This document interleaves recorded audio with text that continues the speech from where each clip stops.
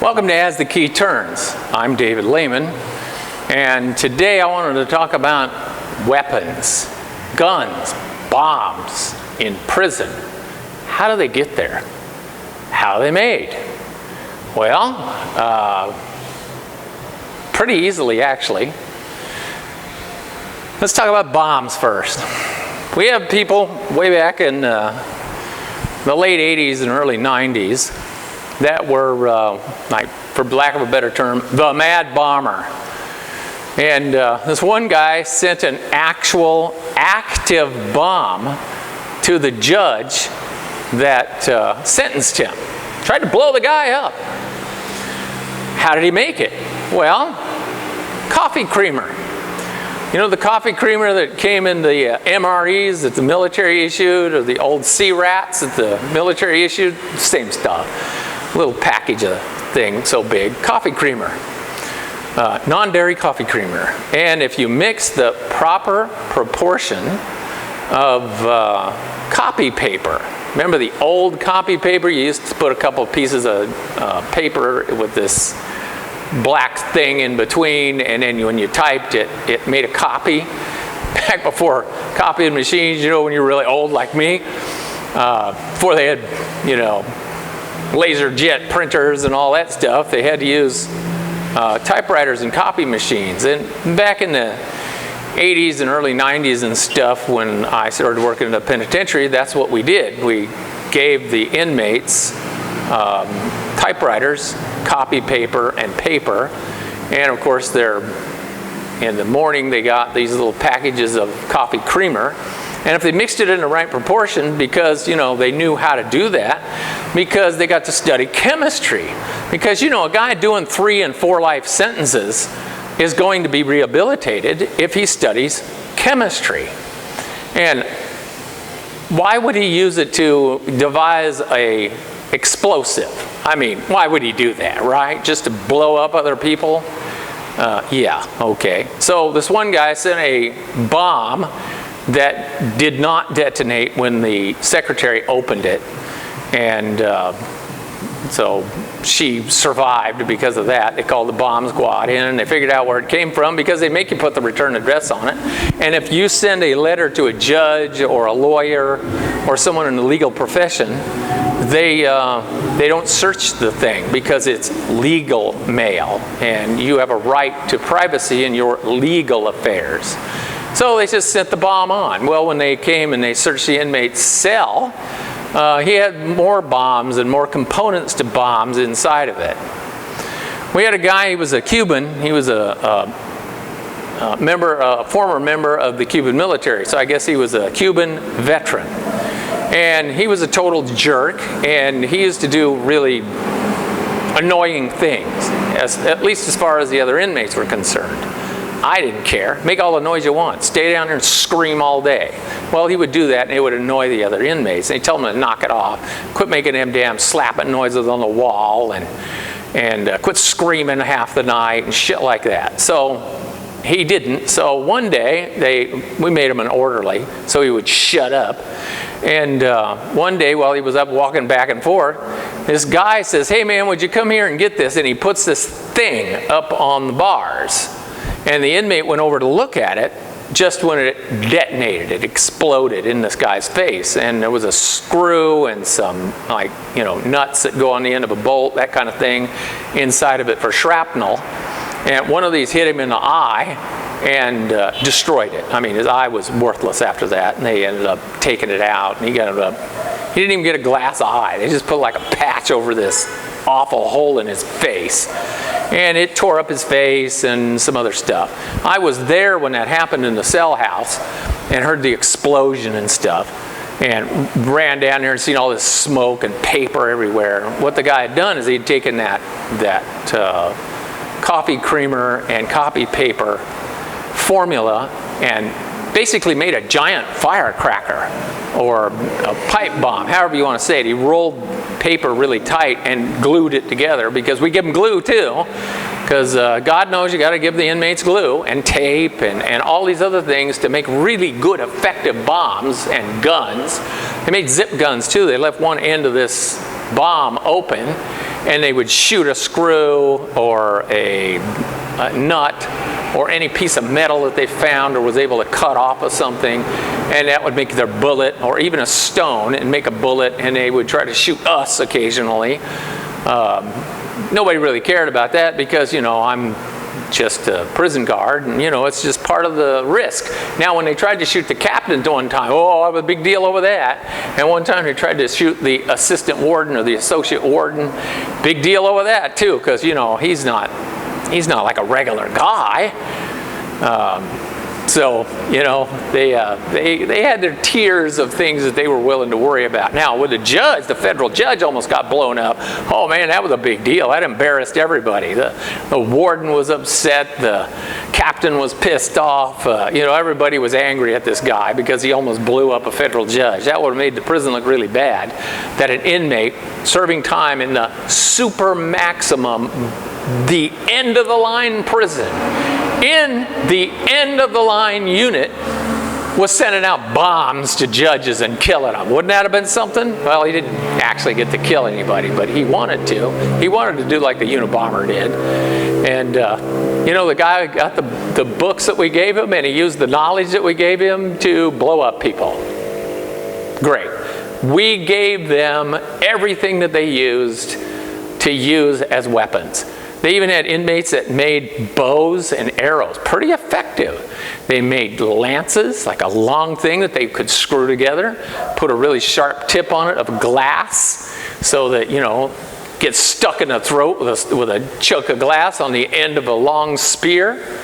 I've seen inmates sharpen the handle of the hardwood mop handle and use that to try to spear each other. I mean, you really want a hardwood mop handle rammed through your liver and out your back?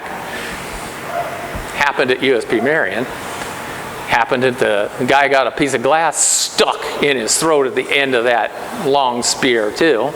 And one guy got hit in the back with the arrow of the bow and arrow, because they even practiced it. You know, when nobody's looking, they're practicing using their bow and arrow. And that's why we had to search them all the time to come up with a contraband. And we found most of it before it was completed, but not all of it. And we would complain and say, look, why are we giving these people this material that they're using to blow up judges, to harm other inmates and staff? There was a guy I worked with for years. They tried to blow him up once. Almost succeeded. He was injured, but not gravely. I guess you would call it non-life-threatening injuries. But still, he was injured, had to take a couple of days off because of his injuries, had to go to the doctor, that kind of thing, because he was injured. And we gave them all the stuff. And every time we'd complain about it, the wardens would say, oh, well, don't worry about it. Everything will be okay. And then they'd give them more stuff and more stuff. And eventually these people would finally come to their senses and said, oh my God, we gave them all this stuff. We got to take some of it back. So then they would order people like me to take it back. And when I would tell them to take it, you got to give me that thing, man. You can't have it no more. Come on, give it to me. Oh, blah, blah, blah, blah. And then the warden or whatever would come down and say, oh, well, he can keep it. Then why am I even bothering? So after that, they would have this thing. And my friend said they ought to put it on a VCR. Because, you know, I'm old, right? VCR. So they said they ought to put it on a VCR and just show it to us once a year. Take back Marion. We have given away too much stuff. The inmates have way too many things, and we need to get this contraband. We're declaring it contraband, and we need to get it back. And my friend would sit there in the back and say, who gave it to them? Us? No. You get it back. And even if you tried to get it back, they would make you out to be the asshole.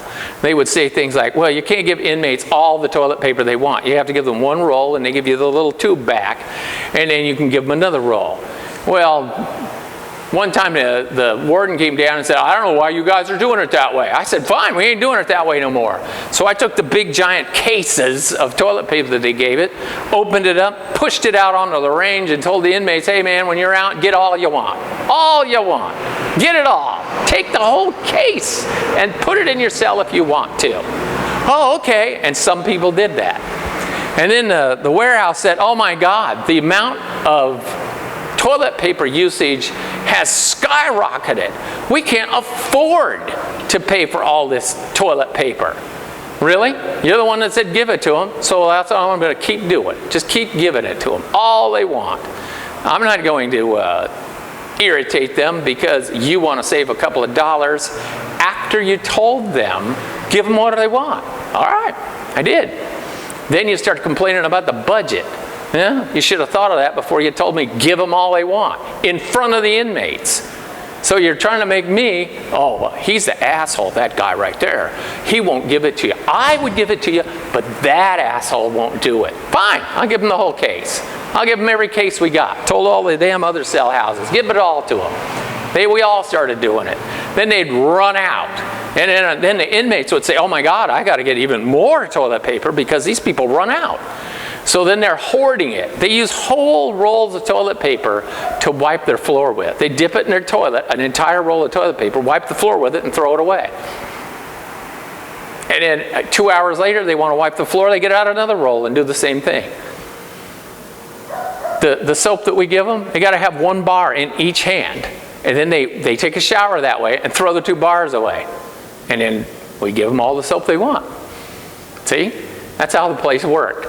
And so there was these individuals that would show up. We're going to change Marion. And then they would do the same thing. They would say things like, well, take away this to me. But then in front of the inmate, they'd say, oh, let him have it. And after a while, the staff just stopped believing them. So that's another one of the frustrations of working at that penitentiary. And that's how they got the materials to make the weapons to harm us, to kill us, and each other, and people on the outside. The staff gave it to them. We just handed it over. Do you want more bomb-making materials? I'll go get you some more. Swear to God. Now, people ask me about, what's it look like outside of your place? Let me show you, just for fun.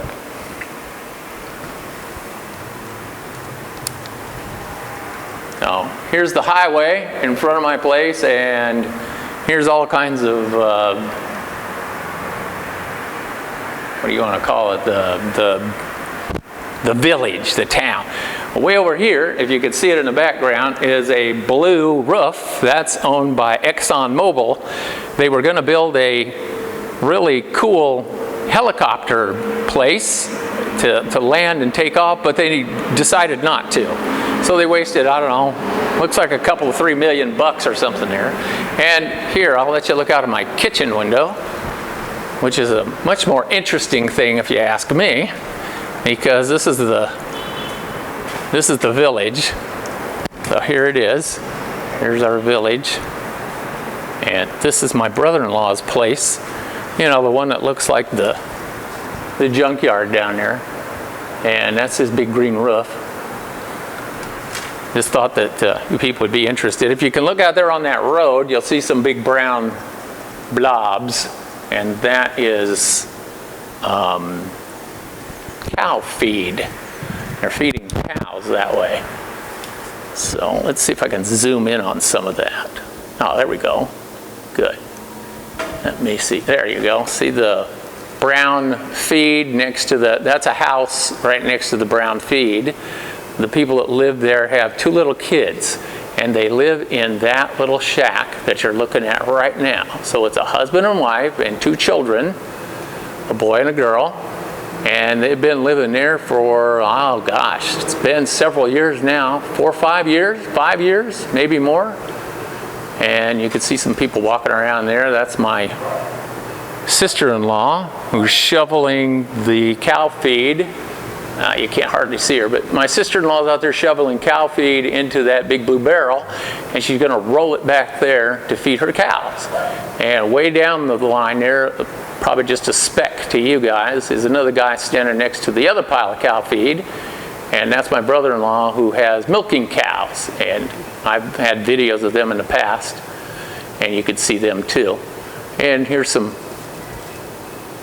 houses of some of my other in-laws.